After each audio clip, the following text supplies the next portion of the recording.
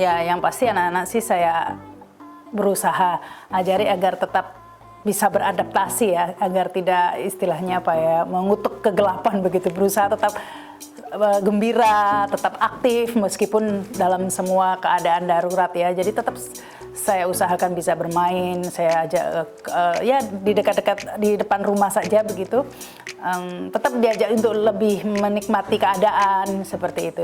Saya tidak mengajak anak-anak untuk terus mengeluh ya, meskipun kadang-kadang saya juga mengeluh terus ya kalau harus mengajari anak begitu, mendampingi sekolah yang dari pagi sampai siang dan itu tiap hari. Kadang-kadang mengeluh juga, tapi ya ini tadi tuh seperti saya katakan ada positif dan negatifnya.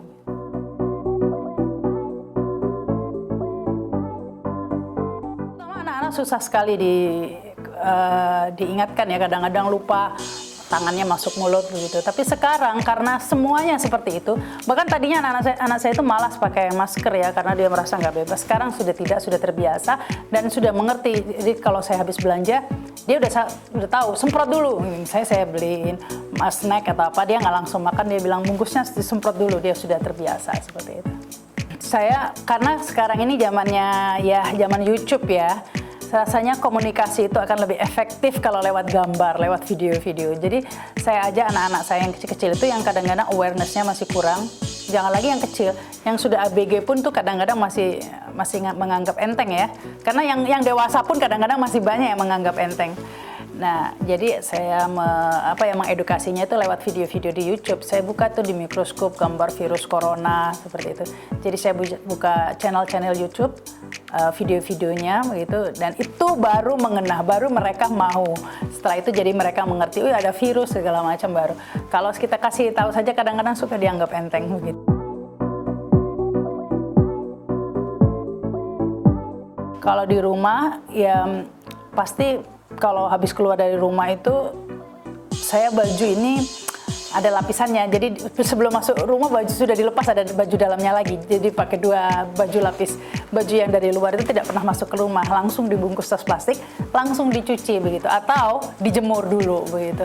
Jadi seperti itu, yang pertama baju ya, yang kedua ya pasti cuci tangan bahkan sebelum memegang gagang pintu rumah udah pakai hand sanitizer dulu. Jadi udah bawa dari tas, pakai hand sanitizer, jadi buka pintu itu sudah bersih. Ataupun kalau lupa, kita semprot itu lagi ke dalam pintunya dengan protokol kesehatan. Jadi ya masker itu tetap seperti itu, kadang-kadang facelift juga, dan hand sanitizer ya tetap itu aja.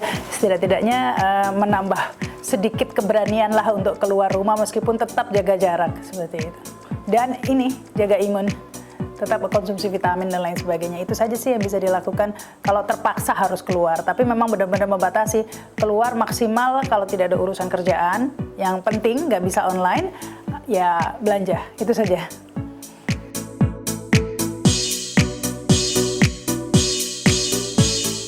Pengaruhnya pandemi ini banyak positif dan negatif pastinya. Kalau negatif sudah pastilah ya, semuanya terhenti begitu.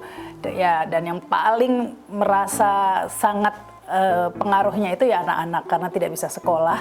Bisa saja online tapi tetap tidak efektif dan tidak bisa menggantikan sosialisasi mereka ya. Itu sebenarnya saya yang nggak ngerti ini pandemi sampai kapan dan bagaimana anak saya harus tetap di rumah tanpa bisa bersosialisasi dengan teman-temannya. Apalagi anak saya itu masih kelas 1 SD yang belum puas merasakan sekolah begitu. Baru lulus TK, baru mau masuk sekolah beneran gitu ya. Nasib ada pandemi begitu. Ya, itu yang paling pengaruh yang saya rasakan ya.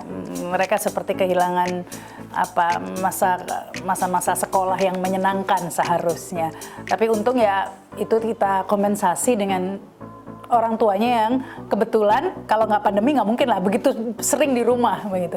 Nah, ini juga sebenarnya menghibur anak-anak juga sih. Nah, inilah sisi positifnya juga, saya jadi lebih banyak waktu untuk keluarga dan lebih memperhatikan pendidikan anak, karena kan harus mendampingi online dan lain sebagainya. Saya jadi tahu detail perkembangan anak saya, mulai dari pelajaran sekolah sampai ngajinya, sampai semuanya jadi lebih perhatian karena kita otomatis lebih banyak waktu dan urusan di luar kerjaan juga berkurang, jadinya lebih fokus untuk anak-anak.